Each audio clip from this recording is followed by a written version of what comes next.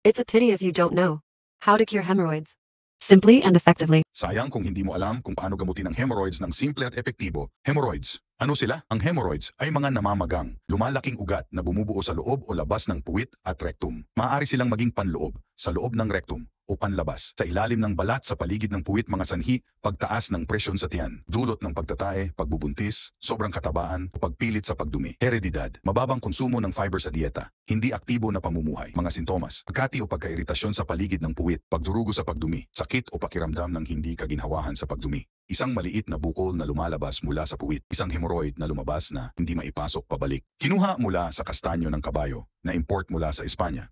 Naglalaman ng ekstraktong gotukola, humihinto sa pagdurugo, nagkokokontra sa pagtutungkab ng dugo, humihinto sa pamamaga at sakit, epektibo sa antibacterial na aksyon.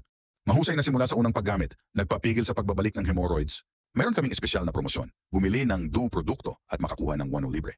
Upang tiyakin ang kaligtasan at kaginhawaan, makakatanggap ka ng 10 finger clots kapag umorder ka.